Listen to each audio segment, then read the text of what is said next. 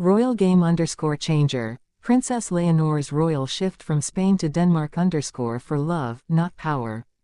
She was born for a crown. Raised to rule Spain. Trained for power. But everything changed. Because love rewrote the script. And now, Princess Leonor stands at the edge of history, not for power, but for love.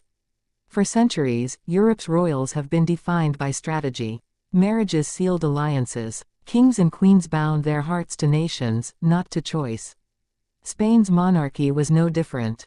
Leonor, the first Spanish queen in waiting in generations, carried that same destiny. Yet today, whispers grow louder, whispers that Leonor may be breaking free from centuries of tradition. Why? Because of Denmark. Because of one prince. Because of Christian. Imagine the scene, the Spanish princess, graceful, disciplined, the image of regal perfection. She steps into the grand halls of Denmark's royal palace. The chandeliers glisten. The air hums with protocol. Yet behind the formalities, there is something unspoken. A tenderness. A connection. A love story unfolding in real time. This is not just about politics. Not about treaties. Not about crowns. It is about a young woman choosing love, even when the weight of an empire rests on her shoulders. But here's the question, can a future Queen of Spain truly walk away from her destiny? Could Leonor surrender the crown for Christian, and if so, what does that mean for Spain? For Denmark? For the very idea of royalty in the 21st century? The world is watching. Every gesture, every word, every stolen glance between Leonor and Christian fuels the speculation. Was her visit to Denmark simply diplomatic, or was it the beginning of a royal shift that could change history? To understand the magnitude, we must go back. Back to Leonor's upbringing. From the age of 10, she was already in training.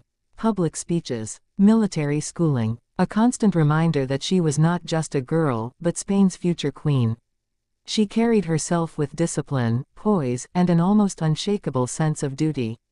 But duty has its limits when the heart begins to speak louder than the crown.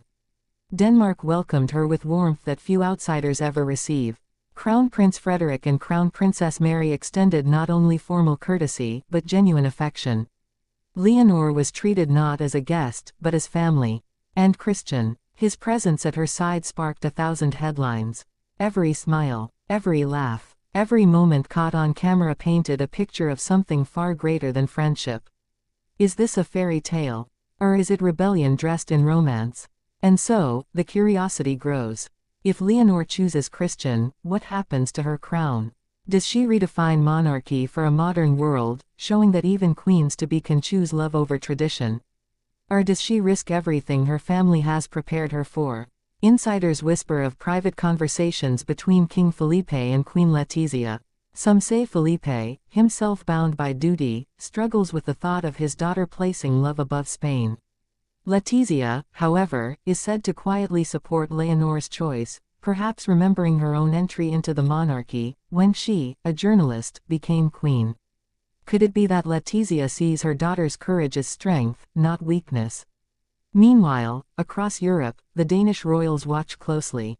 Frederik and Mary, deeply protective of Christian, also know the gravity of this potential union. It's not just about romance. It's about two royal houses, two nations, and the global stage. Yet sources close to the family suggest they have welcomed Leonor wholeheartedly. They see not a threat, but a partner for Christian, a young woman of dignity, grace, and shared responsibility. Still, questions remain. Would Spain accept a queen who places love first? Would Denmark embrace a Spanish princess who might one day stand as their future queen consort? Or could this bond forge a new kind of royal partnership, one where love strengthens duty instead of replacing it? The truth lies in the quiet moments. When Leonor walked through the gardens of Amalienborg Palace, Christian at her side, the world saw only beauty. But behind the scenes, emotions ran deep. Eyewitnesses describe laughter, whispered exchanges, even a fleeting hand held just long enough to confirm what words could not. This is where the story transforms. This is where tradition collides with the heart.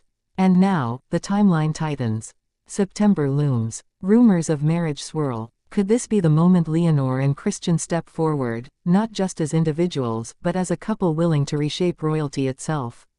Imagine the shockwaves. Spain's heir uniting with Denmark's prince, not as part of a centuries-old strategy but as a choice born from love. But here is the tension: love has the power to unite, yet it can also divide. What of Spain's people, who look to Leonor as their future queen? Will they feel betrayed if she steps aside? Or will they celebrate her courage to be more human, more real, than any monarch before her? And what of Denmark? Could Christian's choice ignite new debates over monarchy's role in modern society? Could their union symbolize a shift away from rigid tradition, toward something more personal, more authentic?